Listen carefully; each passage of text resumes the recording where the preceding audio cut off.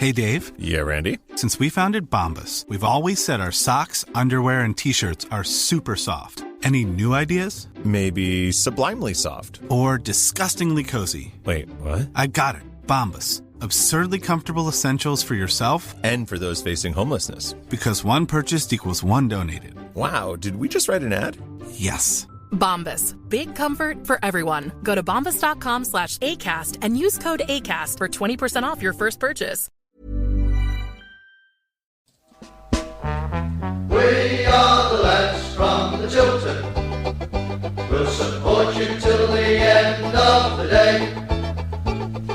We're so happy following the blues. We love you, what more can we say? Birmingham's the team, down at St Andrews. We are all supporters of our team. We chant at Super Blues, ringing all around. Now all you blue boys know what we mean. We are the lads from the Tilton. We'll support you till the end of the day. We're so happy following the blues. We love you, what more can we say? Let's hear you in the cup, singing our song, helping and sharing the load. It's worth the point at home when we sing together. We're there and it is Christmas week. I was not told anybody ever that it's my birthday on Friday. We have with us tonight, aka Mr. Robe, Mark. Hello everybody. Hello everybody. Hope everyone's okay. And Mr. Sheen himself, Mr. Paul Hickes. Good evening all. Mrs. Browne. Good evening. And for myself, good evening. And of course, the legend that is Cameron Jerome for our Christmas special, ladies and gentlemen. Cameron Jerome. Evening, guys. We might not die for that. I'll give you that one. We might not die for that. Paul, show us your Christmas shirt. Woo! The penguin. I thought it was very, Yep. Apt. relevant with blues and all that. Very clever. Very clever. See your thoughts about what you got, Mark? I've just got on my bog standard Christmas hat.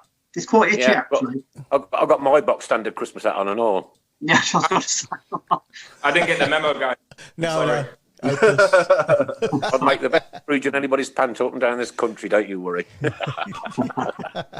Well, this is the last one, so what we're going to do, we're going to try, ladies and gents, our very best tonight to put a great big smile on somebody's face. That's all. Because we're going to have a bit of a laugh. We'll catch up with camera and find out... just see my picture. I've got a hat on, Chris. Thanks a lot for that. You look a pillar, can't you? I think it's going to be one of them nights tonight. The final one of 2020, and we've kept it going all the way through COVID, all the way through the year. And Chris, just tell us when we'll be back. I haven't looked at the calendar, but I think it's going to be the first week in Jan. First week in January, okay. Yeah. Quite a few games between now and then, so we'll have plenty to talk about, I'm sure. Right, okay, a disaster over the weekend. I don't know what went on and watched it, but dear me, some sloppy defending, a howler, an absolute howler by Etheridge, and that's not like him. So it's on to the next one. We've got to get up. We've got to crack on. Please, all the boo boys, stop it. Support. That's what it's all about. You're a supporter, okay? You're a supporter. Cameron, great show tonight, mate. Sorry, Nick, we missed that last bit. I said, Cameron, great to have you on the show tonight. Yeah. Cheers. Thank you for having me, guys. And thanks for giving your Monday night up, mate. Tell us what you're doing with yourself at the moment. At the minute, I'm just at MK Dons for the season. So, obviously, in and around things at the minute. Obviously, disappointing result for us boys on Saturday. It was a long journey down to Plymouth to get beat 1-0. So, bitterly disappointing in that respect. But, obviously, the games, like you said, are coming thick and fast over Christmas. So, plenty of opportunity to bounce back and win some games. Did you manage to watch the game over the weekend, the Blues game? I didn't see any football because I was travelling. No, it was an absolute howler by Etheridge, and I felt really, really sorry for him because he has been on absolute top form all the way through. Well, the first half of the season, but these things happen. Sometimes you have a bad day at the office, don't you? Yeah, certainly. I mean, obviously, when you're a goalkeeper, it's highlighted even more, I suppose, making a sort of a big error, because obviously more time it's going to lead to a goal. So, yeah, obviously, you've got to sympathise with the goalkeeper there. And, you know, obviously, I'm sure as an experienced campaigner, it'll be something that he'll want to sort of rectify in the next coming games. And I'm sure, you know, obviously, knowing him and playing against him before, he's a quality goalkeeper. So, you know, he'll bounce back from that, surely. Yeah. You know, it's just been... Sorry, Bonnie. I was just going to say, it's been individual errors that have let, I think, most goals, apart all the 7 goals that we've conceded in the last 2 games, and I'll go back to Cardiff last Wednesday as well, where we did play really well at times, and, you know, on a positive note, absolute worldy goal from Sanchez, and obviously the penalty save from Everidge as well, which was a world-class save. Unfortunately, didn't mean anything in the end, but, you know, there's only 1 goal in that game, really, that I can say was probably unavoidable, which was a great through ball from the Cardiff player, you know, that led to the goal. But other than that, it's individual errors, and there's no zonal marking anymore. We seem to have lost the identity that we had of being a difficult team to break down and conceding goals. And we seem to be better in the team when George Friendly's playing, don't we, defensively? We're not conceding as many silly goals like that. But, you know, unfortunately, Terrell and Clayton lost their men, didn't they, for 2 of the goals on Saturday? You know, so, yeah, we just, unfortunately, concentration levels seem to be low when we're put under pressure, and that means then, obviously, when you can see, confidence is low. But first 20 minutes on Saturday, we played really well. We went 1-0 up, and then loving it. Yeah, Hogan gets that other chance. If Hogan puts that one away, then it's 2-0, and it's probably a different game. But as soon as they scored, our heads seemed to drop, didn't they? And, you know, Everidge's errors, I can't criticise him too much because he's probably been player of the season so far. Yes, definitely. Yeah, but we need to dust ourselves off and move forward and just think forward now and try and hopefully regroup for Saturday and get a good result for Forest. Yeah. Paul, what everybody's got to understand, right? That game, the final whistle has blown on it. It's finished. It's gone. It was a 4-1 defeat. It was a bit humiliating. On to the next one. Yeah. On to the next one.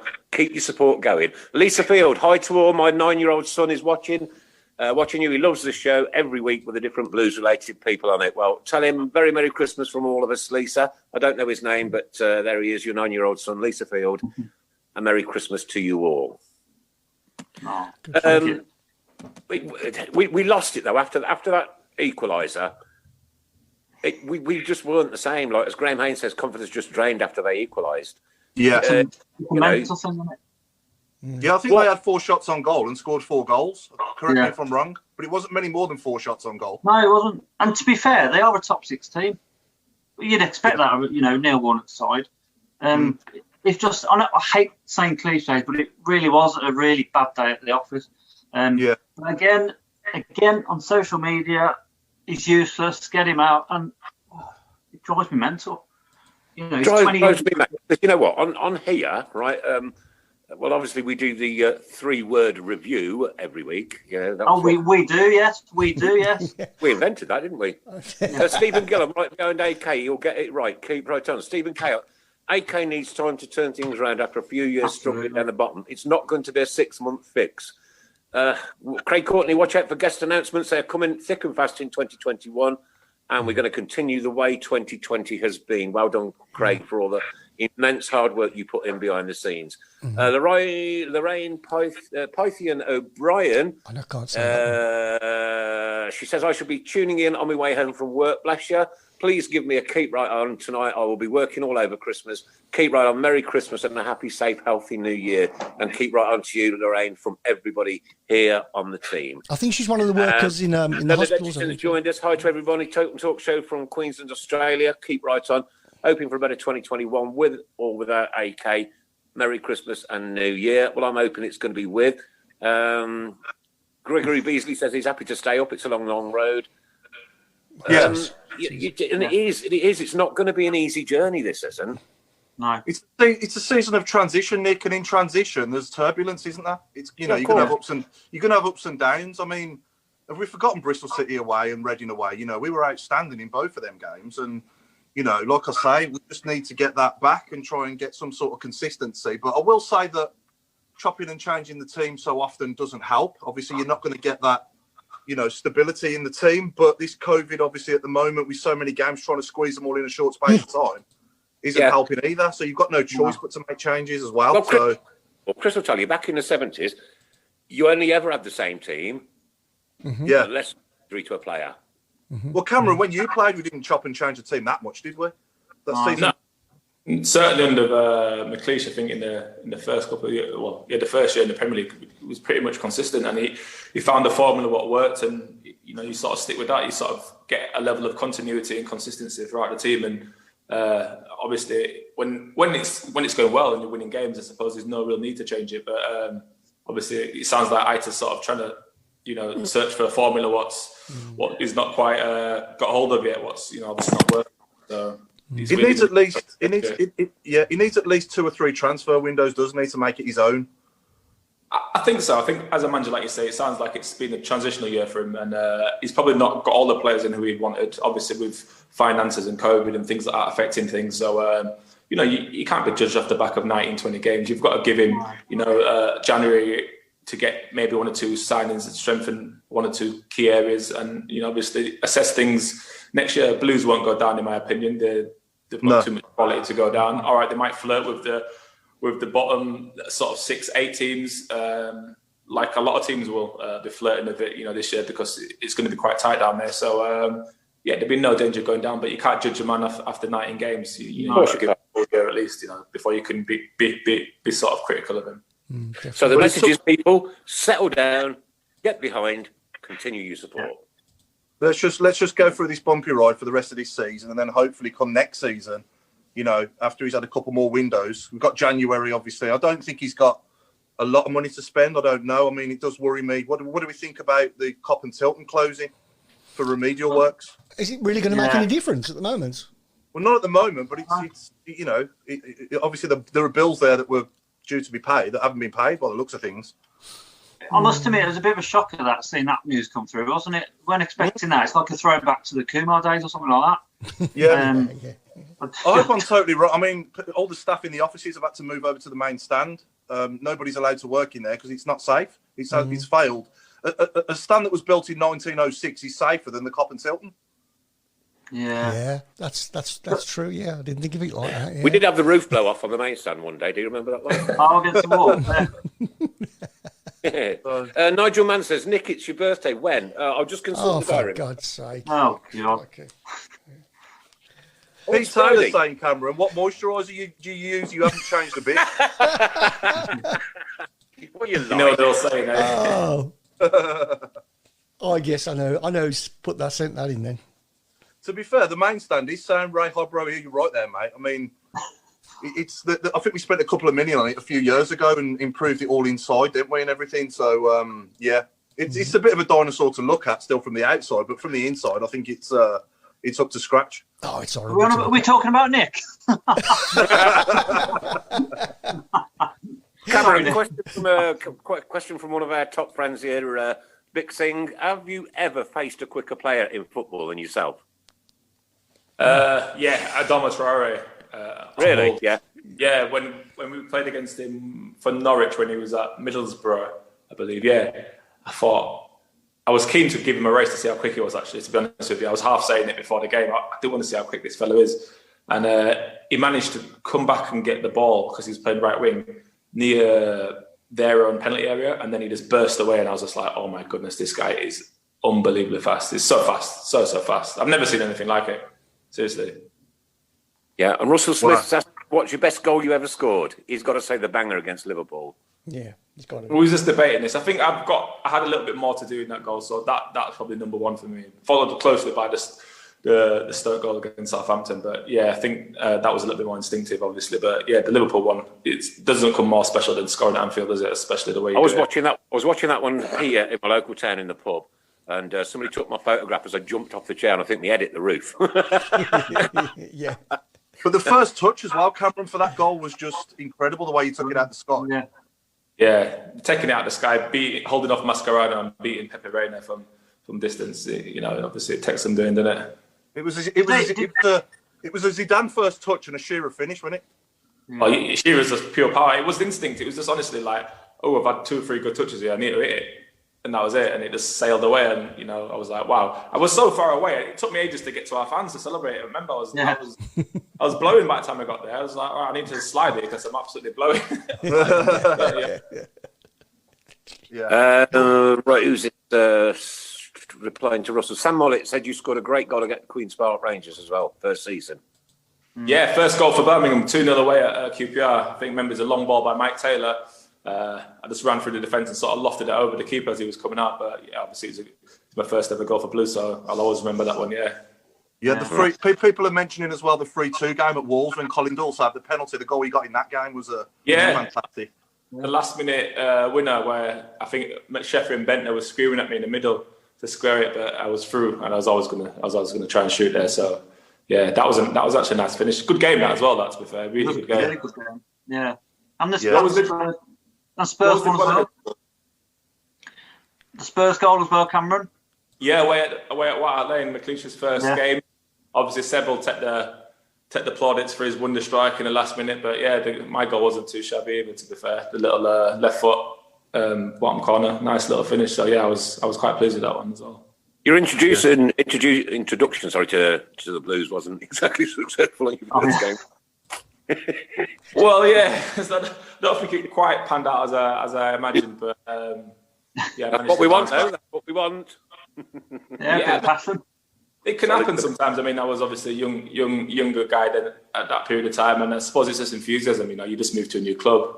You're 19 years old. I think I just turned 20, maybe, or just about to turn 20. So it's like I need to try and make a statement. I need to try and mark my territory. So they say. You definitely did.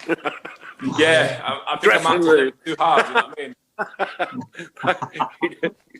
It's one of the things you learn from it as a player, and of course you do. Adam, can you ask Cameron what the worst injury he's ever suffered during his career has been, and how long is your recovery, and how did you deal with not playing?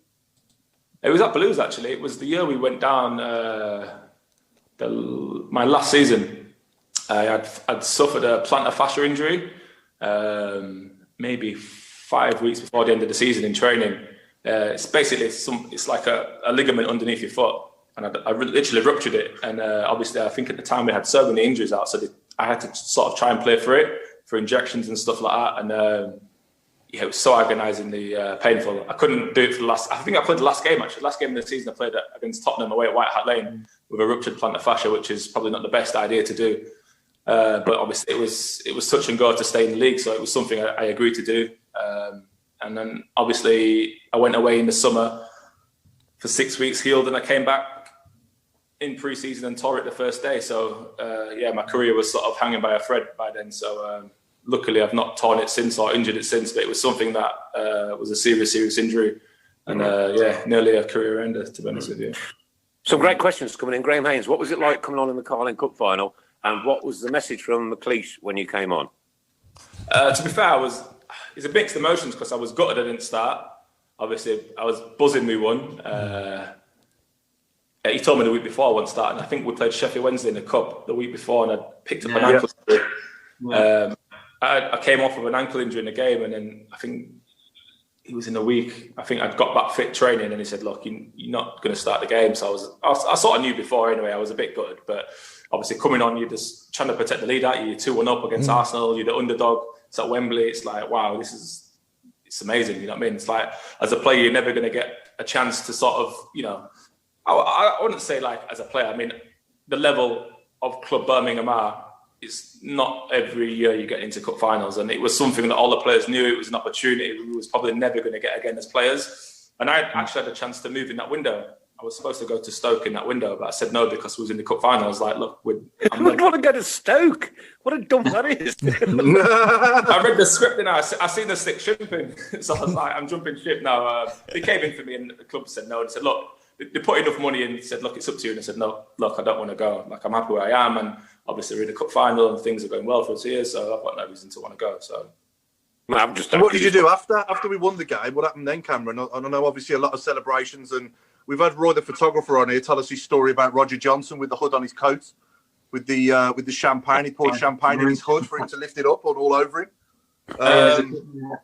He was obviously, we celebrated after in the change rooms and stuff like that. Then obviously seeing friends and family after the game, and then I think some of the lads, obviously, I stayed in London myself. I think some of the lads went to a couple of clubs. Half the team was probably split. Some of the older lads probably did something a little bit more, low key, and the younger lads sort of went and had a little bit of a booze up. So that was a good night out after. Definitely great night, I should say. Not good night, great. I got home about 4 o'clock in the morning. Sorry, Nick? I got back home about 4 o'clock in the morning from that one. Yeah. Well, we got back into New Street Station. There was no trains from there to here. Well, last train out of here is at 9 o'clock at night. Yeah. We've only just had electric. Yeah, we can tell. Right, Sorry, Linda Mark, Magnet what was you going to sent 50 stars. What's all that about, Chris Browne, please? Sorry?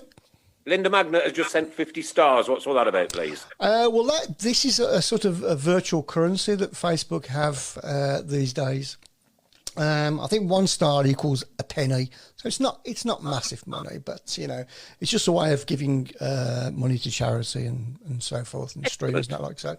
Yeah, all adds up. Go on, Mark. What was you going to say, Mark? I was going to ask Cameron.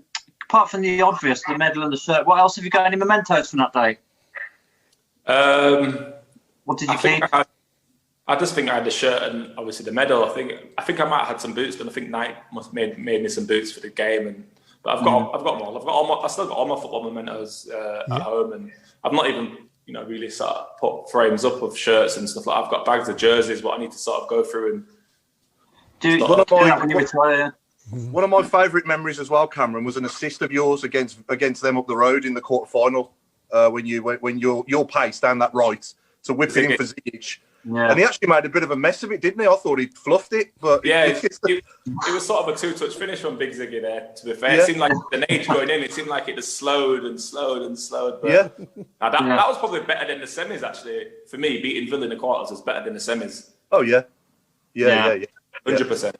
Just the feeling though, the final whistle against West Ham and the atmosphere that night as well. We were going to the new Wembley for the first time. Was just it's giving me goosebumps now.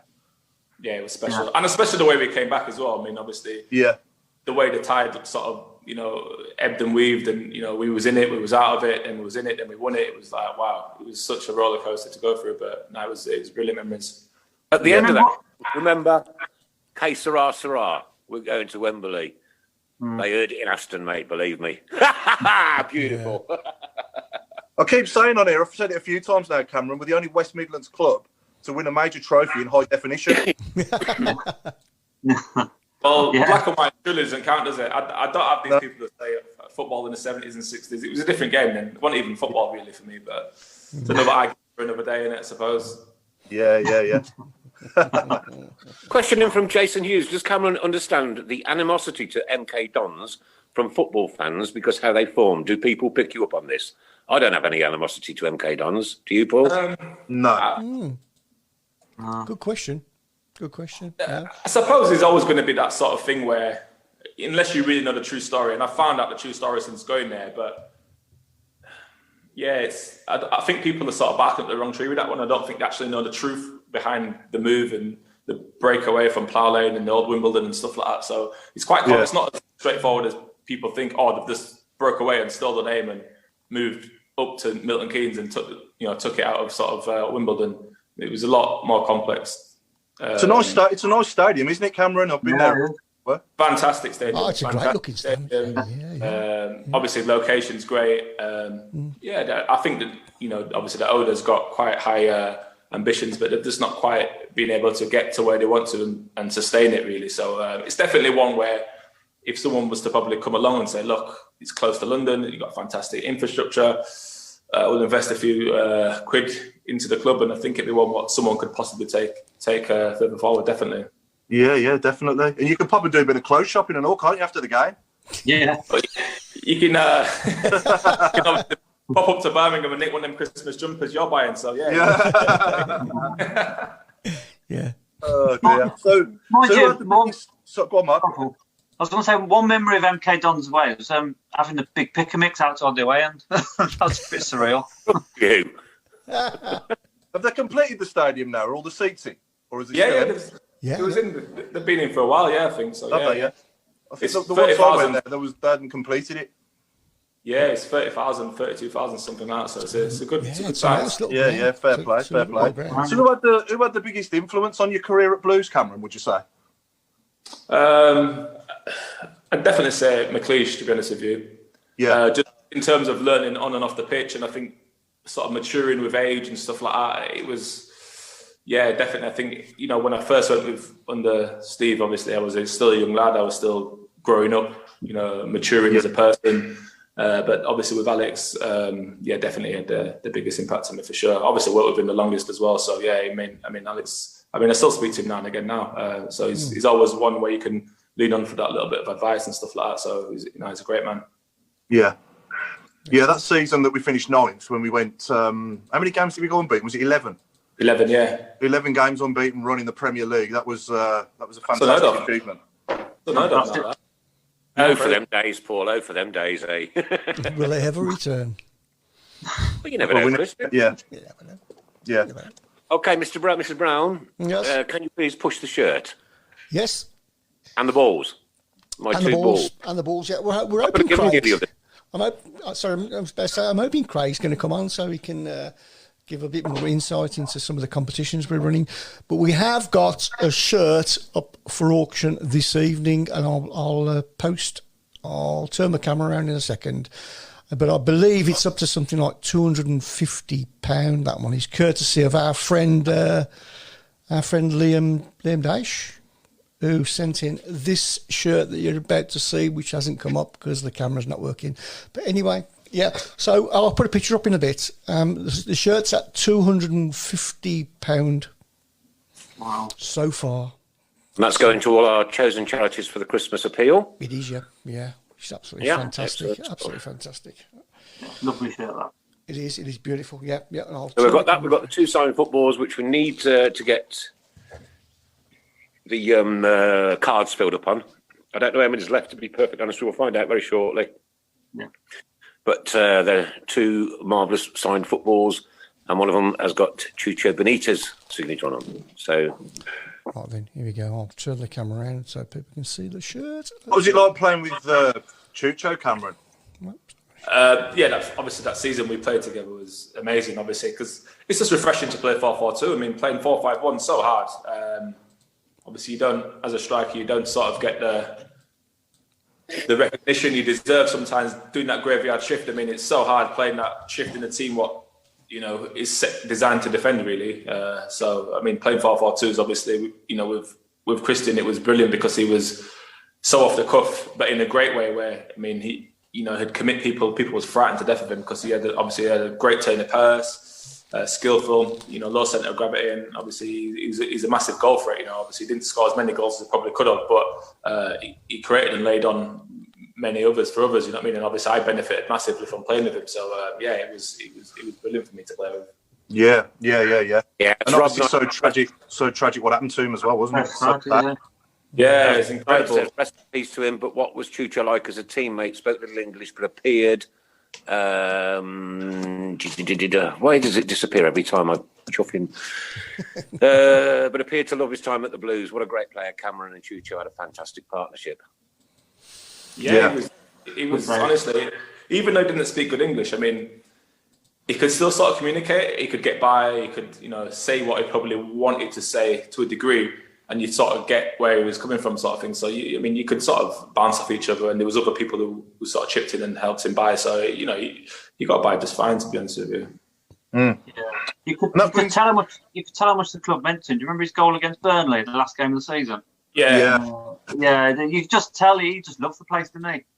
Yeah, he did. It was so unfortunate because I think if he had an English test to take at the end of the season, and we would have signed him, but I think he didn't pass the English test, or there was something with his agent. His agent was trying to take him to West Ham or something like that, and it was just it was a bit of it's a bit muddled up, to be honest with you, what actually happened. But by all means, from the impressions I got, what we was keeping him, and I was obviously I was delighted to keep him, but obviously something happened within the deal, and he sort of ended up going somewhere else. But it would have been fantastic for that second season because he would only got better for me because that first sort of settling in period and that initial transition of getting to used to English football, he would have been fantastic, I thought, in the second season. We missed something like that in the second year. Yeah, definitely. Yeah. That leads me on to the questions from in the week, if that's all right, because one, it does follow on from this conversation quite well. So Shane Roberts just asking, Cameron, was you upset that you didn't get a chance for a long-term partnership with Chucho after a brilliant 2009-10 season, with obviously his loan ending and him going back to his parent club? And did you prefer playing alongside Chucho or Nikola Zigic? The way we played, definitely Chucho, because we played quite similar. So it was two sort of fast, dynamic players who was probably unpredictable, would be a fair way of saying, whereas Big Ziggy was quite one-dimensional.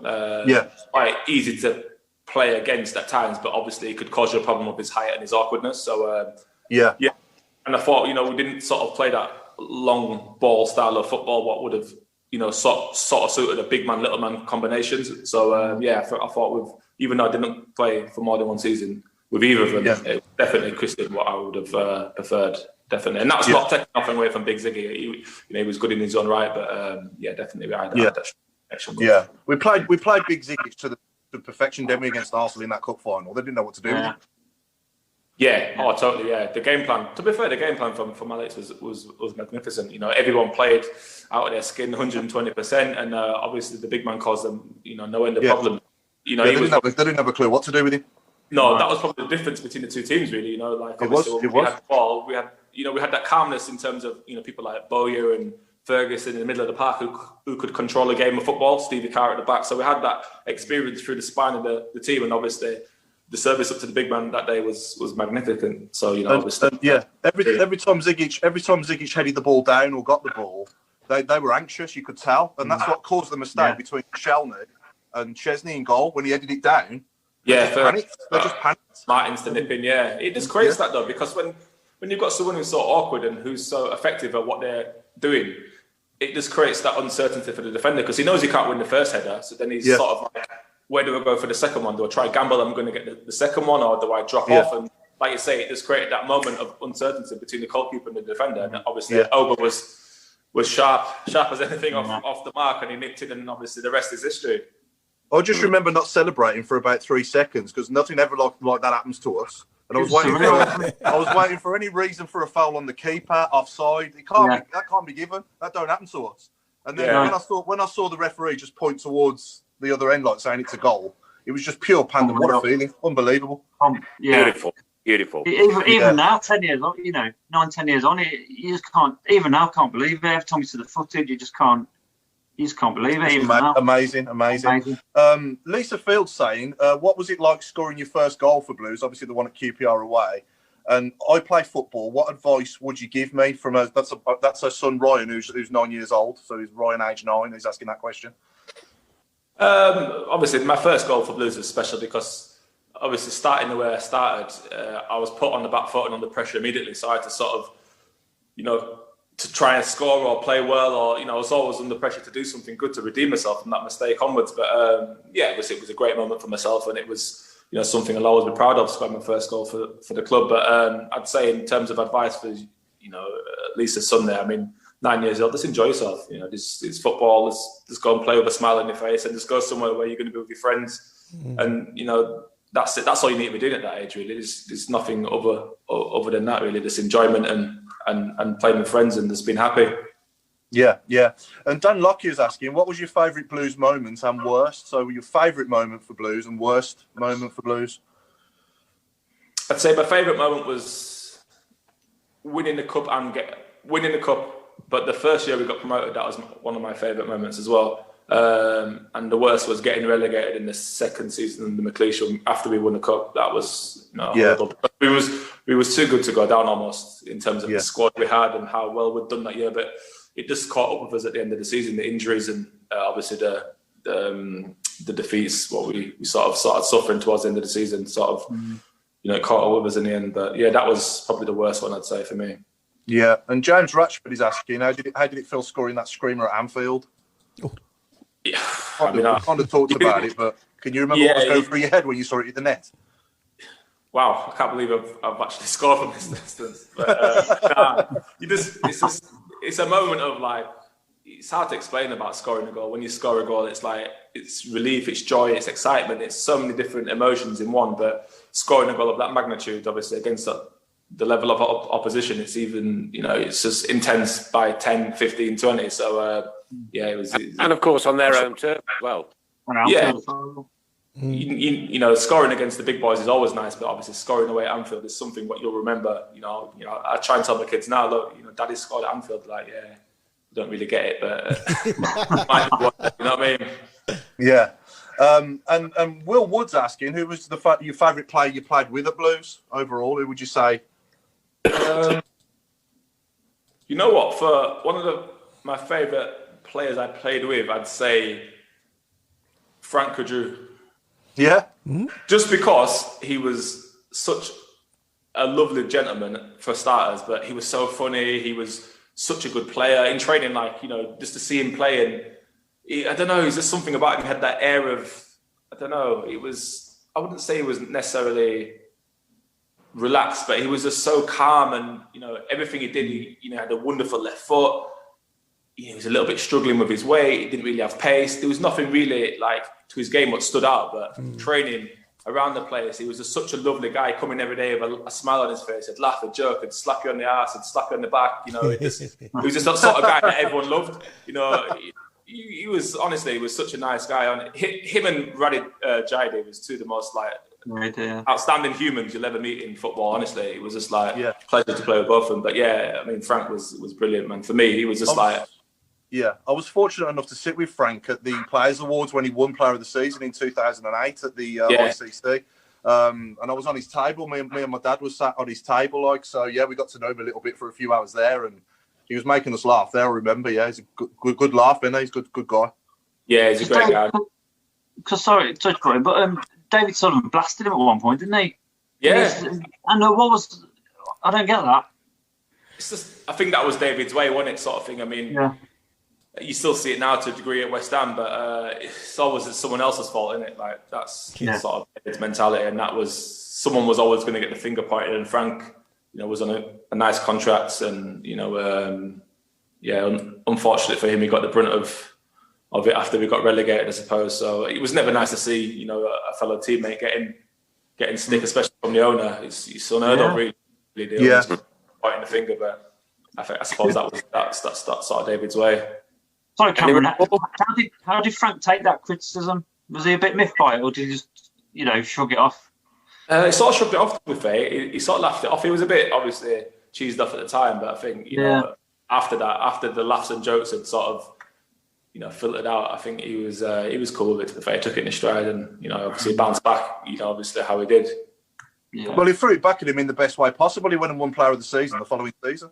Yeah, exactly. Yeah. So that showed, obviously the level of commitment he had towards the club when it was being questioned in the first place, and obviously what the fans thought of him and what the players thought of him. So performances.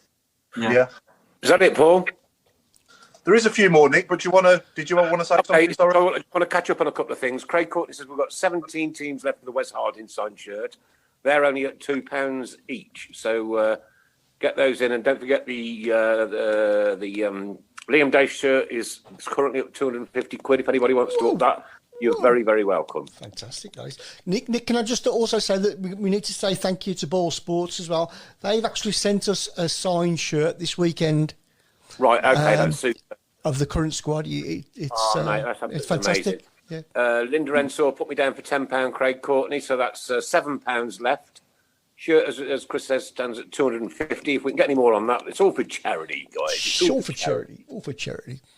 Thank you, guys. Couple more then, Paul, if you like. Yeah.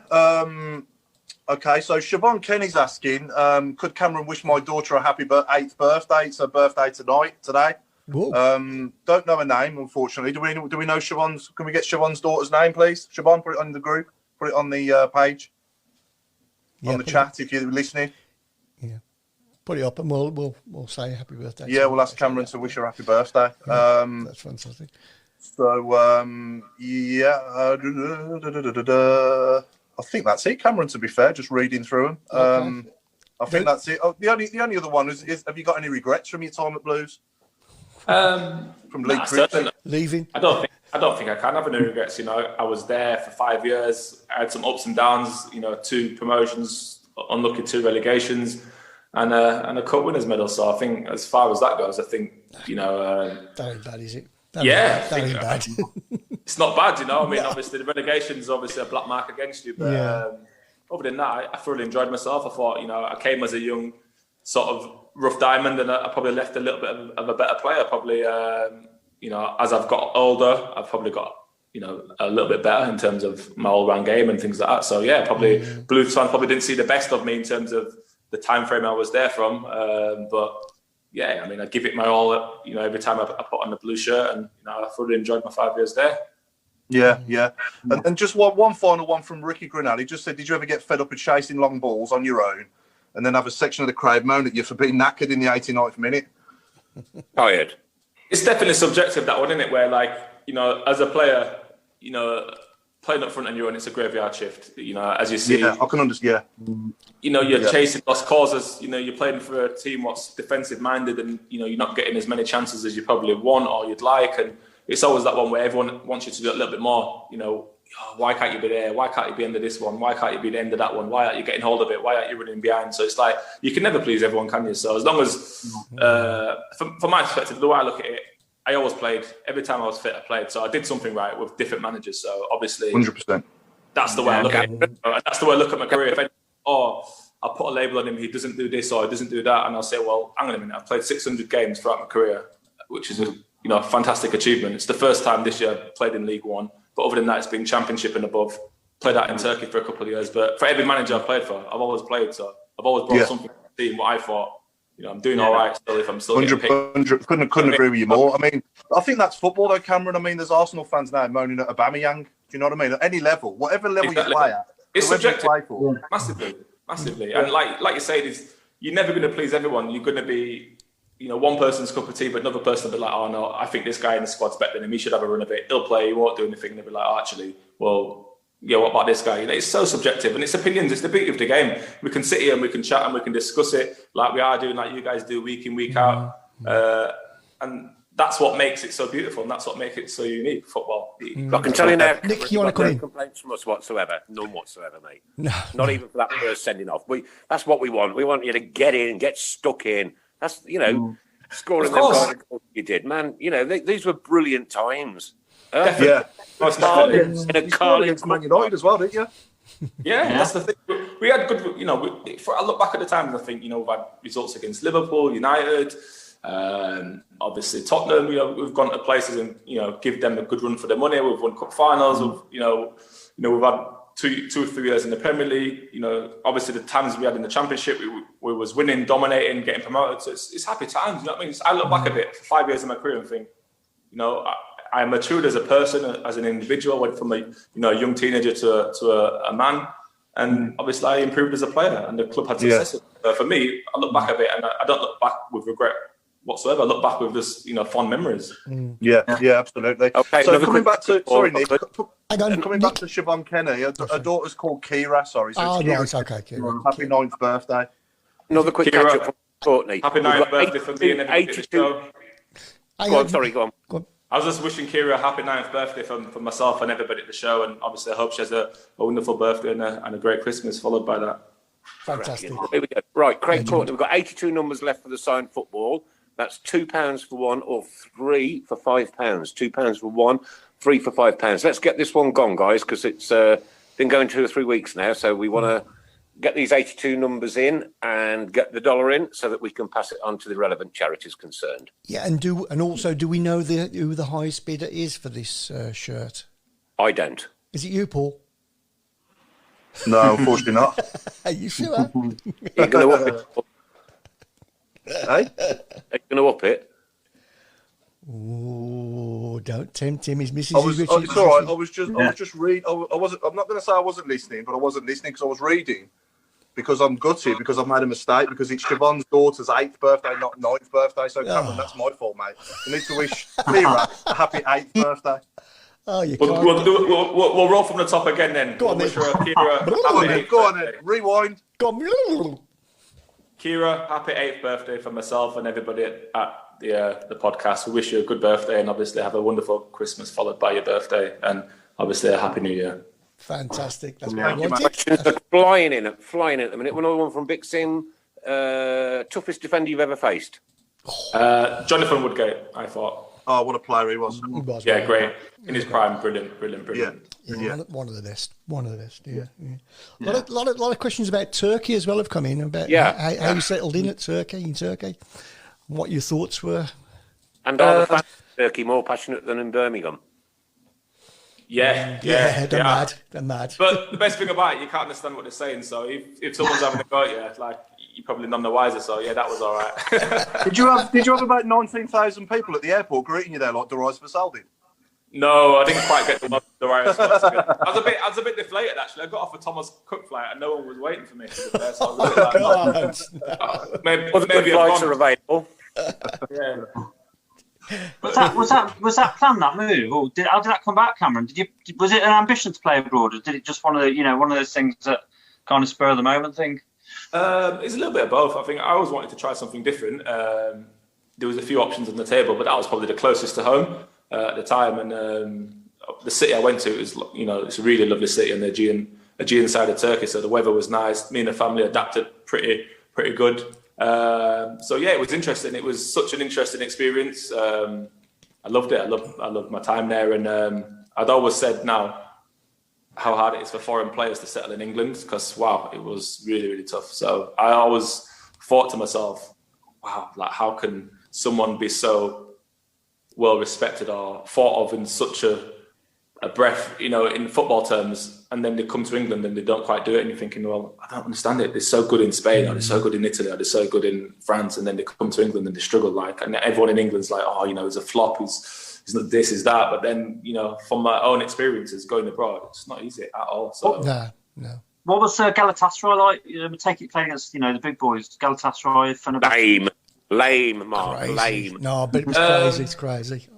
It was crazy. It was good, but you just couldn't win away from home because of the fans. The fans are just that passionate. It just makes it so hard for you to get a decision or to get any sort of decisions in the games. Away from home, forget about winning. At home, they'll win because your fans will dictate to the referee when it's a foul, when it's not a foul, them sort of things. So it is scary, but it was a great experience. There was, obviously playing against Gala and Fener and Besiktas was, obviously was good moments. We had good success against them as well, against the big boys. So it was good. And flipping that on its head, Cameron, how much different is it playing now in empty stadiums with no fans there at all? Does that affect your personal performance much? I think it's affecting the whole performance of football, as you can see throughout, the results throughout different leagues, through different levels. There's more goals, there's more mistakes. There's no sort of away advantage, home advantage has sort of gone out the window. I think the whole sort of the dynamics of football's changed since COVID, since the empty stadiums. There's not that sort of presence you get or the atmosphere you feel when you're playing a game. It's just a lot more people are relaxed. I think you've seen that with the mistakes and the games and stuff like that. There's not that like edge to the game, is there? And it's just not the same. It isn't the same at all. No. Not the same. No, not at all. And who's the best player you've ever played with? On TV and throwing a toilet roll at the cat, to be honest with you. Sorry? It's not the same here watching it on TV and chucking a toilet roll at the cat. No, it's not. Appreciate you're right you there, doing Nick. these cats. You can't beat me in there as a fan. It's just not the same. Some quick fire questions coming in there, mate, at you. Nigel Mann, Cameron, do you ever regret not signing for West Brom? Didn't have a chance to sign for West Brom. Only when I was leaving Derby, but Derby blocked it. Well, there you go. Jason McDonough, Cameron, when you finish playing the game, would you like to go into coaching? No. James Byrne, ask Cameron if Milton Keynes Dons have any future stars that Blues should be looking at. 3. Cameron Jerome, one of them. Definitely. We want you back. Oh dear. People donating, which is really nice. Thanks, Linda Magna. Are there still numbers left for the Harding shirt, Jason? Yes, there are, but not many. So get in touch with Craig Courtney if you want some. Can Cameron give us an insight into Big X team talk in the dressing room before the Carling Cup final? Oh yeah. Yes. Oh, that's a good one. That's a brilliant one. But it was crazy. He won, it's quite. I think it was more the staff. what was giving the sort of the war cry, but I think Big Ed was quite calm for that. I don't know if he was nervous. I doubt he was nervous. Obviously, as a player and as a manager, he's won things before, and so he was quite a calming presence. To be fair, I think he needed that. I suppose. Obviously, with he knew it was on the line, the magnitude of the task ahead. So yeah, I think he was quite calm. I remember him being really calm, and I was quite surprised with that. To be fair, but definitely the staff around him was firing into the boys, and we had experienced players in there anyway. To be fair, so it's not like we was a team full of kids going out there against the mighty Arsenal. We had experienced players who had won trophies and played international football. So looking at it that way, I thought it was quite a calming one for us. Yeah, going into it. Sorry, Mark. I was going to say the one. Go on, Mark. I was say, what was it like at half time? Was it the same sort of calmness at half time? Well. Yeah, because obviously no one was expecting you to win the game. So, like, when you go into half-time 1-1, you're thinking, okay, well, brilliant. Same again, boys, keep it going. You know what I mean? Like, obviously, we're in the game. We're causing them problems. It's not like they're nailing us and we're hanging on for dear life. And it's like, Jesus, we need to sort this out tactically or this out. It's like, pretty much keep it going. You know what I mean? Keep it up. Try and hit them with a bit more pressure, get some more territory. And obviously use the things what are getting us success in the game. To keep using the big man. That was all the message. The part that I didn't like about that was at the final whistle, how quick the Arsenal supporters disappeared. It's respectful for you to that was horrible. Walk around the stadium like we used to back in the day with the cup and just take that applause from everybody. You've just took part in a major cup final. We've won it and they just disappeared. Do you think our fans would have stayed though if they'd have won it? No, Paul, not nowadays in the modern day. No. I think it's a modern day thing, isn't it? Well, do you know something, Paul? I would just to see my team get the losers' medals because it's a massive achievement. Yeah, I'd have clapped the lads. Yeah, I'd have clapped the lads. Yeah, that's a fair point actually. Yeah, I would have clapped the lads off. But I did in Cardiff after we lost to Liverpool. To be fair, Andy, there wasn't one, and we should bring that tradition back because it's like just really respectful, just to stay and take that lap of honour and the applause off everybody in the stadium. I appreciate people travel. One thing or another, but, I don't know. Maybe it's just me. Anyway, Kim Upton, it's my grandson's Joe's 9th birthday tomorrow. He met you at the Sea Life Centre when you met fans before the Vile game. You were his favourite player. Could you give him a little message? It's Joe Upton. Joe, hope you're watching, mate. Have a wonderful birthday if you've not had a wonderful day. And enjoy your Christmas, mate. Keep right on. Fantastic. Superb. There's a couple more coming in. There's that many comments coming in. Unreal. Quick one from me, Cameron. Who's the best player you've ever played with in your whole career? And at Blues, if it's two different players.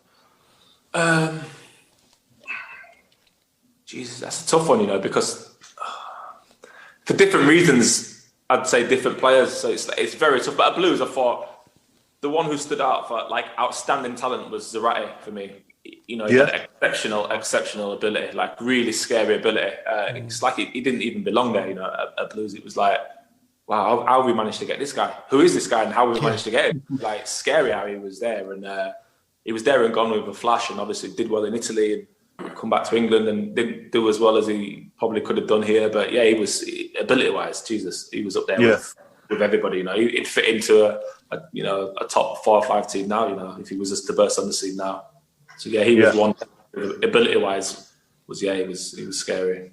Great message coming from Anthony Garvey. I lived in Qatar for 10 years, and in 2009, a lovely 62-year-old woman gave me a short note. It was Cameron Jerome's autograph that he had signed for a grandson years earlier when he was at Huddersfield, and I've still got that autograph. That's absolutely lovely. That's brilliant, isn't it? Isn't it? Fantastic. And it's just... Luke, shall I come in with this one? I can't believe we've got just over half an hour of the show to go.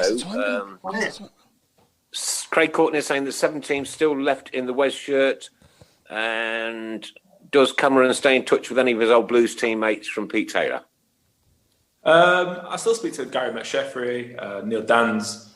I seen Lee Bowyer last week when we beat them. We had a good little giggle. Got to get that one in. Yeah, we had a good little giggle, to be fair. He's like, you still playing? I said, Bose, I'm sure we signed you when you was older than me. Was running around. So there's plenty of life in me yet. He's like, slow down. So, Steve Portman wants to know why I'm wearing his hat. If you think it's your hat, mate, I'll tell you what. I'll do a grump off with you. You'd win. You're still the fastest player on the pitch, Cameron. I've lost a few yards, but I'm still a few yards quicker than most. So yeah, I'm still doing all right. Yeah. The birthday flying in. John Bullingham, his grandson Huey the Bluey. It's his 3rd birthday tomorrow. Can you give him a mention, please? Oh, they come in tonight, aren't they? Record amounts. Mine on Friday. Never mentioned it before. That's Huey the Bluey. Was that for Huey? Huey, yep, Huey. Huey, happy birthday, mate. Happy 3rd one. Have a great day, and obviously enjoy your Christmas. Smashing. I had a wonderful visitor come the other day, and I wasn't at home, unfortunately. And it was the wonderful Mrs. Browne herself, himself. Yeah. Brought me this gift. Now, I wasn't going to open it because, as you know, it's my birthday on Christmas Day. This is why I wear this, right? But Chris has asked me to specifically open it on the show tonight. Go on then. And here we go. Oh, feels like Christmas. See, I hate that song. I wish it could be Christmas every day. I'd be about 145,000 if it was. Can I just let you know there's no money in it? Oh, that is absolutely superb. Looks like a selection box. It's the back of a frame, ladies and gents. It's the back of a frame. There he is, the king of rock and roll, Elvis Presley. There you go. Hey! Oh, yeah, great. Superb. I thought you'd like that. City Museum, along with all my other Elvis artifacts that I've got in there as well. Yeah, I thought you'd like that. Thank you. Steve Portman reckons I wouldn't beat him in a grump off. Chris, can we have a live grump off at some junction, please? Oh, definitely, yeah. Yeah. Jason says, have you ever had a teammate with the worst dress sense than Gareth Ainsworth? Is he allowed to say? Cameron?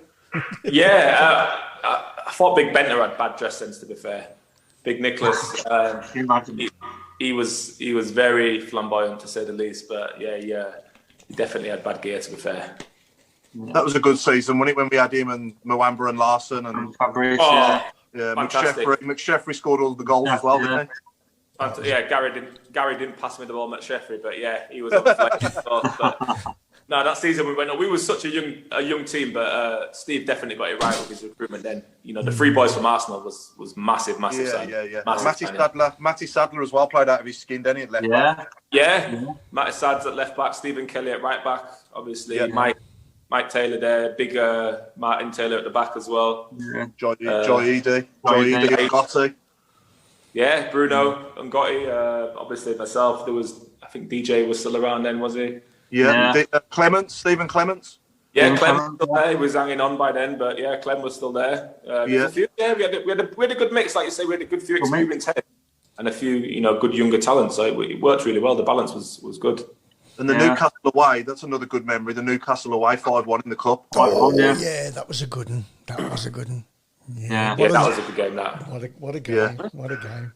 That was a great game. Don't forget Alan Shearer's face on BBC One at half time. I think we were at half time, 3 or 4-0. Yeah. So yeah, we blew him off the pitch that night, didn't we? It's an amazing game that was. Yeah. Stunning. Yeah. And what was the camaraderie like in the squads that you was in, Cameron? Any good sort of pranks played on each other, or was it relatively? The first year I got there, because the lads was pretty similar age, so the bond was quite strong. The first year we got promoted, it was really strong. After we got promoted to the Prem, a few lads went and a few lads came. It sort of got a little bit divided in terms of age. Like obviously it's always that fine one between the age. A few lads who are married and quite older pros, and then you've got a few younger sort of I wouldn't say jokers, but a sort of like livelier group of lads. Yeah.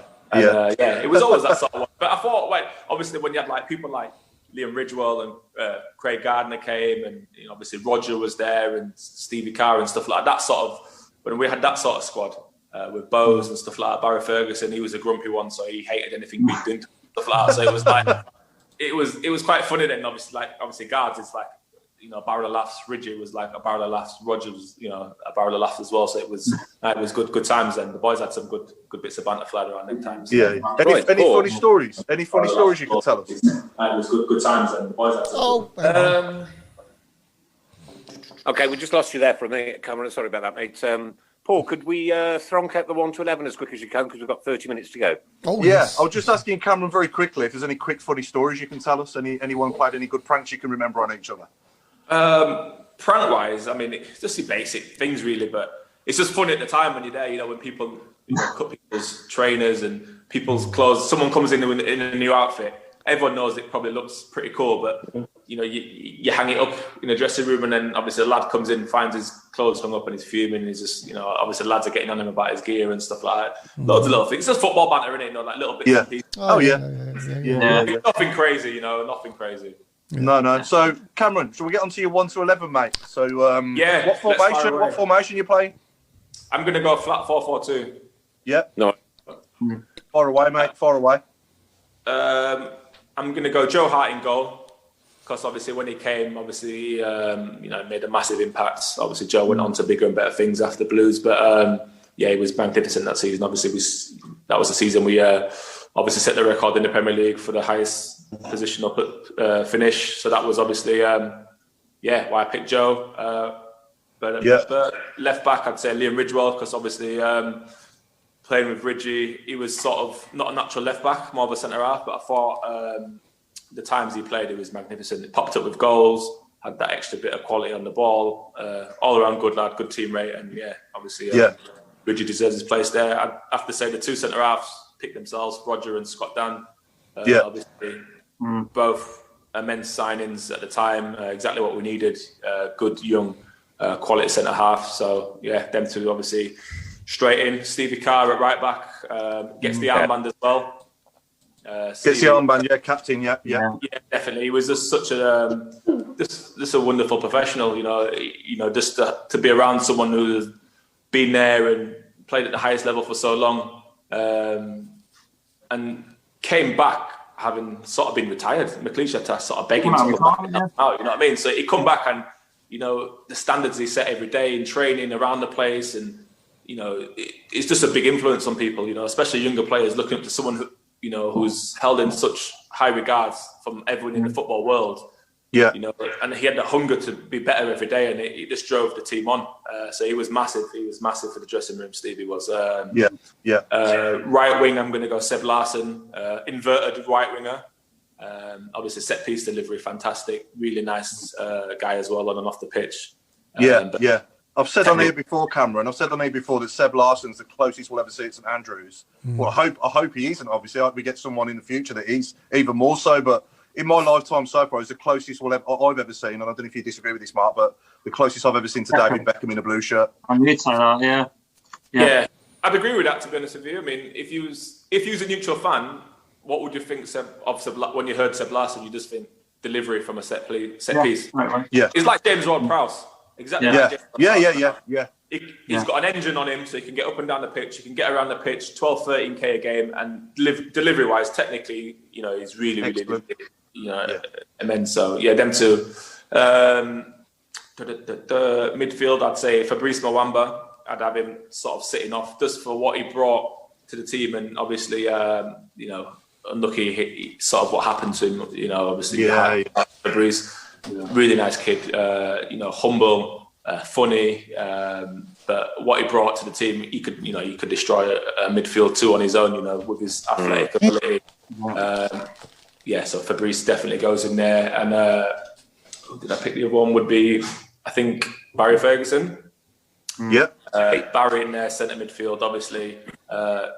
Mr. Angry, as everyone used to call him, but such, like Stevie Carr, such a competitor. Obviously a great leader on and off the pitch. One of the guys who sort of set that standard in the change rooms as well. And obviously he'd won a lot in his career as well. So Barry obviously was a brilliant. Couldn't have been easy, because you played with so many good ones. You're in the centre of the park. I mean, Craig Gardner, Lee Bowyer. I mean, it's tough because obviously these players you're going to forget about. I mean, Guard's got 10 goals for midfield one season, so it's like, how are you not picking someone like that? Lee Bowyer got 8 goals for midfield, so it's like, but I just thought for the influence, what he did on and off the pitch, it's just like how he sort of transformed the team on and off the pitch, what he did, what his qualities were. So, that's why he's sort of in for me. And obviously out on the left,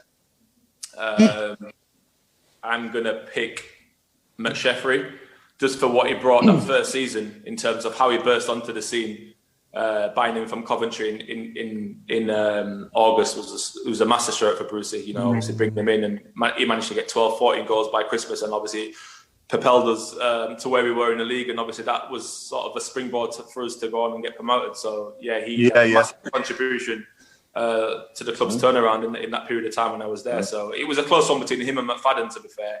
McFadden obviously did really well when he came in, but obviously Gary was exceptional for the time he was there, in my view anyway. And obviously the two strikers I'd go for Christian Benitez, obviously for the impacts he had on the pitch, and obviously the partnership I formed with him, and Forsell, just because of the ability he had and how his past periods before he got injured at the club, obviously what he meant to the fans, and obviously was held such in high regards by everybody around the place. And he was just an unfortunate guy who just had major problems of injury, but training professional as anything, he was first in, last out. And obviously having been at the stage of my career I'm in now, seeing players who have struggled for injury, it's similar to Jack Wilshere.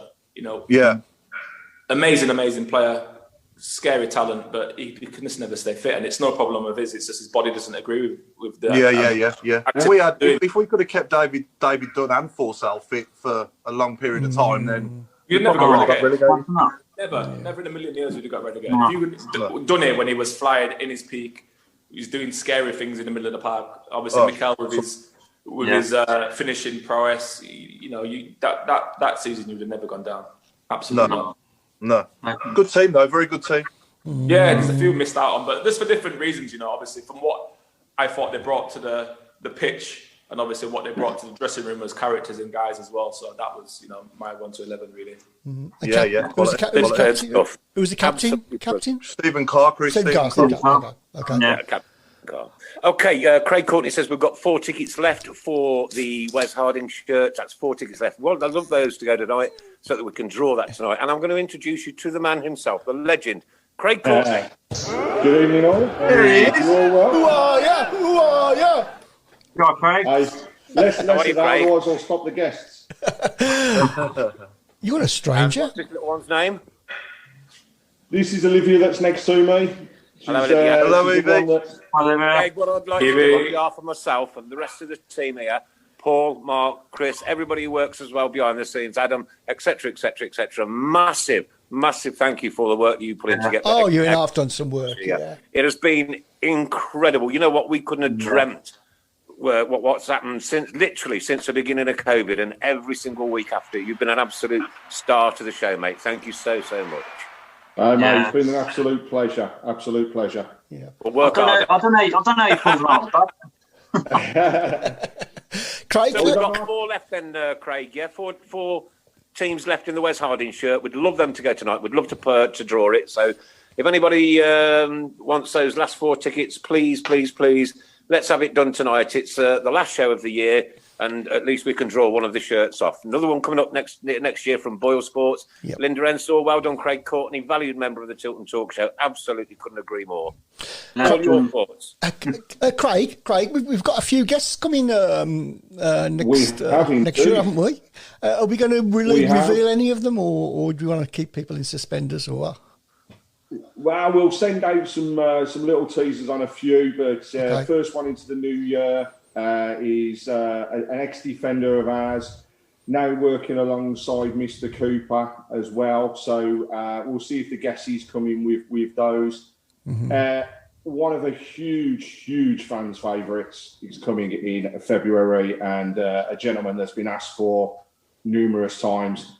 And work continues to bring more people in. So we've now got guest booked until the middle of February. So it's a good few slots to go. And just keep letting us know who you want, and we'll see what we can do. That's fantastic. Sorry, what's the little one's name, Craig? Nick, it's Olivia. Olivia, your dad is a megastar. He's an absolute megastar. Thank you very much indeed. You're Birmingham City fan yourself? Yeah. Good on you. Well done. Well done. Jason You watch the show every week, Olivia. Sorry, Jason McDonald says best talk show in the country and the only place to be. Keep right on. That's what Mondays are for. What we like. Everybody is saying congratulations and thank you very much, mate. Yeah, he's paid every one of them. Yeah, my bank account's empty. Craig, Linda Magner says, have you included my £10? I have indeed. Yeah, it's all done, Linda. Thank you very much.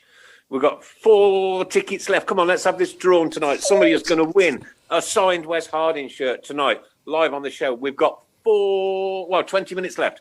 20 minutes left. Come on. Can I ask, Nick, can I ask, sorry, Chris, are we going to do the or one of them? The one that Cameron played with? Okay, then, yeah, I've actually got it all set up. I think I have, So we got, Cameron. We've got a recording of an ex-player of ours talking, and we've got to guess who it is. Okay, now so we thought we just call this round Ooh. Do you remember that? We called it before the game. When he called out the come on, yeah. Quality, innit? Okay. Well, I'm going to play the first. Well, I've only done the one, so see if anybody can guess who this is. It's hard to reflect on it right now, but just a great feeling. 3 points against a team that. What does that take us? Level on points with them. Takes us in a great position going into the business end. Okay. But yeah. Wild at times. Stuart Barnaby. They had a lot of possession. Oh, he's got it straight away, hasn't he? Got it straight away. Possession doesn't win you. Got it. Linda that was quick then. Craig, please tell me how I pay.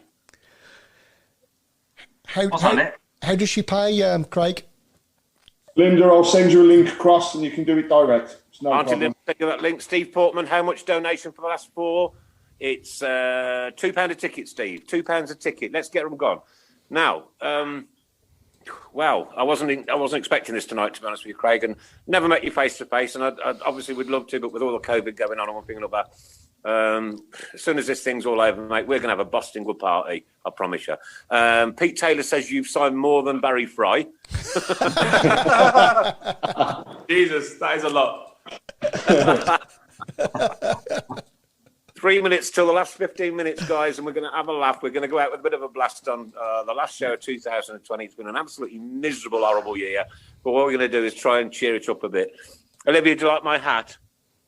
Yeah. You like my jumper, Olivia? What do you think of my jumper? Which one's better? The hat. The hat wins. Oh, no. Paul, she says you've got to put a hat on to stop you from shining. I know. I never thought of that. Craig, Steve Portman saying send me the link because I think he wants to make a donation there. We've got 4 tickets left. Come on. Let's have it. Beg your pardon? Hang on, we've got some news coming in here. Tracy Hemmings, can I have 2, please? There you go, there's 2 left. 2 left. Steve Portman, if you want them, have them now. Have them quick, because if anybody else comes in before you, whoa, you know what the rules are. Okay, that shirt looks like it's going to be pulled out tonight, and it's going to get posted out to somebody, possibly not in time for Christmas, but never mind, at least you know it will be on the way. Nick, I can confirm the last numbers have gone, so I'll be doing the draw shortly. Okay, can you do it live on the screen for us, Craig, when you do? Okay, so we'll give that 3 or 4 minutes. I can't believe we're into the last 17 minutes of the whole year. It's been a journey, you know, from that very first time when we had lockdown and I did that daft one in the Blues Museum. Probably had a few too many steins of beer, to be perfectly honest with you. Tracy's saying, Craig, can you please send me the link? Auntie Linda will send you the link, Tracy, and then we can get them done. Steve Portman, you'll take the last 2. There you go. It's all done. So the Wes Harding shirt is now shut and closed and is going to be definitely drawn tonight. There you go. We'll do that the last couple of minutes of the show. Sorry, Craig, are we going to draw it tonight? Are we going to have time yet? Yeah, I'll draw it. I've got a little random number selector, so we'll draw that in a second. Oh, fantastic. Great stuff. Quick question for Cameron. Who was your football idol growing up, mate? I had more than one, but Ryan Giggs, I'm a big Man United fan, so obviously, you know, I grew up idolising, you know, Giggsy, Andy Cole, but as being a striker, I just used to love watching, you know, Fowler, Shearer, all the guys who was obviously scoring the goals at the time. You're just looking up to them and just going like, amazing, you know. Obviously, Alan Shearer doesn't, you know, get any better than people like that. Obviously, Robbie Fowler when he was, you know, bursting on the scene, and obviously Andy Cole winning trophies at Man United. So those are the sort of strikers I was looking at the time. Yeah. And then you got to play with Andy for a little bit, didn't you, when he came to Blues? Yeah, he came for a few months on loan. Yeah. So yeah, it was obviously like a bit like wow, surreal. Yeah. You know, obviously he's a guy I grew up like idolizing, and he's come to sort of see us over the line, get us promoted, and you know, he was great around the place. Obviously, he's a massive throwback. I was going to say I've got an admission to make, but when he came, I had this image of him being, you know, the grumpy, the surly, and all the rest of it. But I did actually have a chat with him after the one game for about 10 minutes. One of the loveliest guys I've ever met. Such a nice guy. He was really genuine, nice really guy, nice approachable. You could ask him for a little bit of advice, you know, stuff like that. It was, you know, he's a good guy. I think he's obviously misjudged, isn't he? Obviously, misinterpreted. Yeah, definitely is, isn't he? But we all. Yeah. Okay, Joe Donahoe, as always, great show. Oh, great show. You really are a great bunch of lads for all you do. Happy Christmas to you all from Joe in Dorset. Keep right on. A very happy Christmas to you and your family, Joe, as well. Let's hope we can get rid of this COVID thing soon and we can all get back to meeting up with each other. Kim Upton, Merry Christmas. Cam, to you and your family. Great show. Oh, and all the others involved. Kiss, kiss. Thank you very much indeed. We are, ladies and gentlemen, into the last 15 minutes of the year, of the Tilton Talk Show year, the last 15 minutes of the Tilton Talk Show year. And how else could we go out tonight without mentioning that word? Christmas.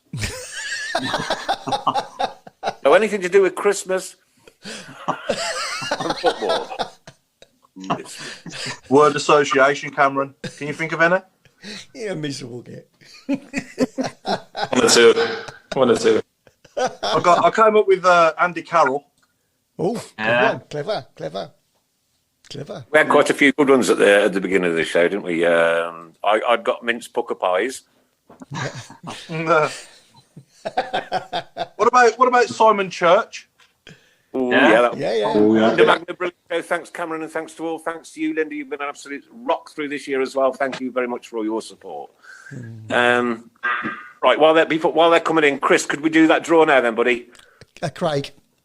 Yeah, we can indeed, and Olivia's going to press the button. So, so the random number for those, and hopefully, I don't know whether you can see that on the screen. 11. Number 11. Okay. Chucho's number as well. Yeah. It's I don't know how we can announce this one actually, because it's actually Birmingham City is the team. Right. And and Birmingham City was owned by our very own Mark the Robe Adams. Yeah, there you go, Mark Adams, Birmingham City. I tell you what, you couldn't write the book, could you? You know what? I never win anything. Oh, he's crying it in, hasn't he? He's crying it in. I never win anything. Jesus. Okay, they're coming in. My birthday on Friday, thanks, Linda. 3-word winner, my birthday, the 25th. Brett Angel from Paul McCarthy. Brett Angel, yeah, there's a good one. Christmas Amber. Steve Job, I love it. Christmas Dugary. Trevor Smith. Jason Hughes, Christmas Caracca. Jason McDonald, happy birthday for Friday, Nick. Thank you very much, mate. Oh, golly. Ryan Pigs in Blankets. That's a good one. I like that one. I love it. Please, Darren Rudolph's just come in. Oh, my goodness me. Mervyn Christmas Day. And everybody's saying, well done, Mark. Well done. It was, say, a random number selector. That's earned Craig. Craig, how much has that earned now for the charities? That's another £210 that we've got, and I will be applying through work to get those funds matched as well. So I'll update on how that goes. Okay, and how's the Liam Dash that's gone for 250? So Liam Dash still sitting at 250. If it's not, that'll go at the end of the show. If it's not by the end of the show, I'll announce who it is that's got that as well. Superb, mate. Superb. Ooh, is it a secret? Hot chocolate. We've got David Golden Balls. Can I have Santa Claus Jensen, Nicholas Bentner. Oh, man alive. So who are you playing next, Cameron? Who MK Don's got next when you're playing Saturday?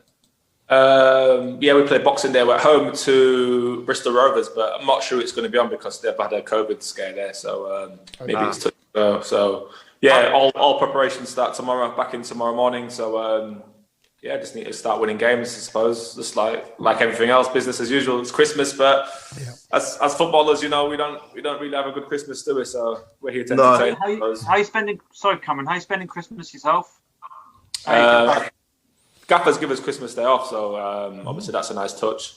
So I'll be back home with the family Christmas Day, and then travel down to the game Boxing Day. So it'd be nice to spend the day with the boys and the missus, and just have a nice little family gathering. Yeah, it's the old Norwich player, isn't it? Your manager there, the Russell Martin. Yeah. Russell, I was played with him at Norwich for 3 years, and he's a great captain. Honestly, he seen straight away he was going to be a manager from a mile off. It was something that he'd marked to do from when he was playing, and it's something he's so passionate about. So it's brilliant to be a part of something what someone believes so strongly in. So it's great. It's great to be helping out and helping the young lads, giving them some advice and stuff like that. So it's good stuff. Yeah. And you also played for England under 21s as well, didn't you? Yeah, I think I had 10, 11 caps for the 21. So that's obviously a nice achievement as well for myself. And in the mid 2000s, I'm guessing you would have played with the likes of some players that went on to obviously represent us at senior level as well, I'm guessing. Yeah, I mean, who was there? Leighton Baines. Was it Leighton Baines, one of them? Yeah, Bainesy, Theo Walcott, Aaron Lennon, Mika Richards, Adbon Lahore, Darren Bent, Dean Ashton, Carlton Cole, obviously Joe Hart. There's loads from the squad. Loads, isn't there? Yeah. Loads of messages coming in from Steve Portman. Happy Merry Christmas birthday, Nick DJ Spore. Thank you very much indeed. And a Merry Christmas to everybody else from Steve Portman. And a very Merry Christmas from all of us as well, to all our good friends at Excessi Blues, from everything you do through the year for us as well. What a wonderful, wonderful group. We've got Stephen Gill with Rudolph Van Nistelrooy, Chris Rowe with Christmas to Gary, Wayne Sproutledge from Adam Wilkes. Wayne Sproutledge, that's a good one. We've got Noel Whelan coming from Michael Woods, Anthony Garvey, Denver Humbug. Paul McCarthy's gone for Harry Sugar Cane, Craig Courtney, Santa Claus Jensen, Carol Man Jerome, all from Nigel Mann. Gordon McQueen's speech from Jason Hughes. Love it. Craig Courtney's gone for Dennis Three Wise Men. This hurts my baby much. What about Jason Newell? Yeah. Jason Newell? YULA? Yeah, we've got David Eggnog from Pete Taylor, Hallie Red Napkin from Adam Wilkes, Linda Ensor's gone for Trevor Frankincense. Oh, God. Nigel Mann, Stephen Christmas card. A Messy New Year from Jason. Neil Alfridge. Alfred, I like that one. Cameron Jerome, G-N-O-M-E. Gary Giblett, Ivan Son Hick from Ray. I can see the winner. Gary Emanuel, Ricky Grotto. Ricky Grotto. Ricky Grotto. I'll take over somebody else. This is killing me off, man. Honestly, that's got to be the winner. Oh gosh, who's going to pick the winner? No, we've still got 7 minutes to go yet. Ricky Grotto, you can't beat that one. So Ricky Grotto's winning at the minute. So Stantony Knockhart, Santony Knockhart. You get that one, yeah, from Anthony Garvey. Oh my God, I've gone up. I'm having a flush. I think Sir Alf Ramsey was a good one as well. Sir Alf Ramsey, I did like that one. Yeah, that was a good one. Yeah. It's got to be Ricky Grotto for me. Oh dear. Cameron, I remember you getting one at Sunderland as well. The speed that you went down that left and cut in with your right foot and absolutely buried it in the top corner at the Stadium of Light. Do you remember that one? Yeah, was it 2-0 win or 3-0? I think we actually lost that game, but I just remember that goal. Yeah, I remember the goal. Michel, remember the Spanish midfielder? Yeah. Where did we get him from? Sporting Gijon.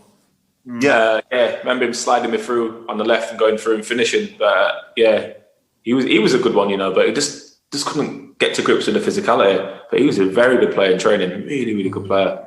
Good player. Fantastic. Well, more coming in. So we've got a good one here from Penny Wood. Nice one. Nice to hear from you, Penny. Merry Christmas to you and all your family. The first Noel Blake. Nigel Mann's gone for Robbie Savage around the Christmas tree. A messy Xmas. Paul Hunt says, have a great Christmas, boys. Cameron, you've been a great listen. Thanks, Paul. And the same to you. Ricky Blotto from Des Fox, Frankincense Lampard from Carolina. Silent Night Vile Park when we beat them 2-0 in the Prem. Yeah, that's a clever one, that isn't it? How good has it been, though, Chris, Nick and Mark? How good has it been doing this year, you know, under all the circumstances? It's been brilliant. It's been brilliant just to interact with people, you know. It's been fantastic. Yeah. If you'd have said to all of us, Cameron, if you'd have told us like 10 years ago when we were sat in the stands watching you playing, that we'd be doing this now, we'd have probably all laughed. You know what I mean? It's the way times have sort of advanced, though. It's like you found the niche which works, and obviously you've got such a good, strong core of listeners. It's testimony to you guys, you know, to seeing that what people want to hear, and you know. Yeah, they're all nutters, as you can tell, Cameron. They're all nutters that listen to us, as you can tell. Steve Portman's gone for Ryan Christmas Bauble, yeah. Jason Hughes, really little donkey. Yeah, it's not fair. That's a good one. Clever. Clever. Even I nearly fell over at that one. We've had guests on every week, Cameron, more or less this year, every show, all the way through this year, through the pandemic. And that's what it's about. I mean, obviously, I took a little while to get back to you, but it's something or nothing, you know, something what obviously all little players would be interested in doing. So it's obviously it's a great little thing you guys have got going, and it, you know, especially in the pandemic where people are at home and they can't get out and they can't have that socialisation and that talking of football, what they'd normally have down the pub or down the games and stuff like that. Absolutely. Yeah. This is 10th season, this is. Yeah, 10th season. We're going to our, yeah. Incredible. Pete Taylor's gone for David Stockingdale. Linda Magna loved your red boots, Cameron. Do you still play in red boots now? I've toned it down a bit. I've gone back to basics, back to black. I don't get it. I can't get away with colours anymore. I don't get it. Too old for that. Grand comment there from Michael Woods. Brilliant guests, each and every single one, every single week as well. It's been an absolute gem. It's been a horrible, horrible, horrible year. It's been a horrible year, not just for football, but all those people that we know that have had this vile virus that's still flying around and has now mutated and is now seems to be getting worse and worse. And, you know, please, sir, can I have some more Bobby Moore for Anthony Garvey? I just hope, like, these guys, we do this every single Monday, and the wonderful guests that we have given all their free time up. I know that you all have really appreciated everything that we've done throughout this year to try and keep your spirits up and to try and kind of keep together. You know what I mean? Because it's been just horrible not being able to meet up in the studio. And I didn't see Chris Browne the other day, but apparently Sharon said he looked another 10 years older than last time she saw him. Yes. Can I just say as well, I was over there on a business trip. I didn't purposely go over there because of restrictions and so forth. Yes, no, you were. Yeah. Before people start thinking. Thomas Murr. I don't get that one. Murr? Frankincense Murr? Yeah, I got that bit, but I didn't go who Thomas Murr was. Thomas Moyer, ain't it, the goalie? Remember the old goalie? Moyer, Thanks, Jason, for that one. Cameron, thank you so very much for giving up your Monday evening for us, my friend. Revered down the Blues, absolutely loved from you. We knew what we was going to get from you. Never gave less than 100%. Even in that last minute, can I tell you what? You were still giving it all. Craig Courtney, wow. I don't. Words fail me. Paul, what do you reckon? Legend. An absolute. Definitely. Got the charm on that messenger, mate. That's all I'll say. Can we just close the competitions now as well, and maybe Craig can give us a roundup. I can indeed, so I can confirm. So we'll keep the number game going. Still got a few going on that one, but can confirm that Paul Lilly is the proud owner of the Liam Day shirt. So thank you, Paul.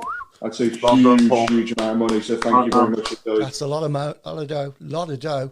Absolutely. And, so tonight, Craig, we've raised a few bob tonight, and if your company matches it, what could be the total of tonight's show? So with the two sums of money plus what we've done so far, we are not too shy with the matching of around £2,000 now. Over the past few weeks. Brilliant. And we've still got the other ball to go as well after that one. And then next year, we've got the signed shirts from Boyle Sports, which we thank for sponsoring us and for being so very kind to us all through the year. To our friends at Accessi Blues, of course, Garrison Coffee Company, SAS Autos, Borsley Labour Club, which we're all desperate to get to and share a pint together. But from me, it's now 9 o'clock. Cameron Jerome, you've been an absolute megastar tonight. Thank you so very much. Thanks for having me. Been brilliant. Thank you. Really enjoyed it. So this Merry Christmas to all our viewers and fans out there as well. From there, keep right on. So this bit Have a good one. The last minute. Every single one, yeah. And what we'd love to say is we'll give our own personal message. We'll take about a minute, about 20 seconds each. I just want to wish every single one of you the happiest Christmas you can possibly have. Stay safe, stick to the rules, stay in as much as you possibly can, and come back after the new year. We're just going to crack on. But all of you, every single one, thank you so much for your support all year, and look forward to chatting with you, seeing with you in the new one. Paul. Yeah, like I just said, Merry Christmas to everyone out there, and keep right on and keep the faith as well. You know, moving forwards, it's going to be a bumpy ride this season. I think, you know, we're going to have ups and downs, but I do believe we've got the right man for the job. Talking longer term, if he's given the time. So hopefully we've got better times ahead in the longer future. But yeah, under the circumstances, have a great Christmas and Merry Christmas, Mark. Pretty much the same. Blues-wise, let's stick together, get behind Karanka. He's not going anywhere. He's 20 games in. Off the pitch, I just want to wish everybody a very Merry Christmas from the bottom of my heart. And I'm not being cheesy, I'm just saying, genuinely, look after each other. Cameron, a message from you? Just from a Christmas perspective, just wish everybody a happy Christmas. Everybody stay safe, try and abide by the rules, you know, and obviously, you know, just try and make the most of a terrible year and a terrible situation. And obviously, from a Birmingham's perspective, you know, keep right on, keep behind the manager. Let's see how he goes. Let's go. And Cameron, I've never had a Birmingham City player, ex or current, wish me a happy birthday for Christmas Day. Off you go. Here we go. Well, Chris, happy birthday. That's like Chris's birthday. My name's Nick, actually. Chris is the other one. Nick, Merry Christmas. And I'm sure you won't be a bar humbug. And keep up the good work with the show, mate. Brilliant stuff. Thank you. And from the good old Craig Courtney. Yeah, just echo really what everybody else has said, but Merry Christmas, Happy New Year to everybody. It's been a tough 2020, but 2021 is going to be better. And stick behind the boys and keep right on. And from the young lady? And from the gaffer himself, Chris Browne. Yep, everybody, have a good one, but most of all, stay safe. Thank you. And from us all at the Tilton Talk Show, a very Merry Christmas and the happiest New Year we can possibly have. See you in 2021. Thank you. Good night, all. Good night. Good night, all. Good night. We are the lads from the Tilton. We'll support you till the end of the day. We're so happy following the blues. Whether you're a morning person or a bedtime procrastinator, everyone deserves a mattress that works for their style. And you'll find the best mattress for you at Ashley.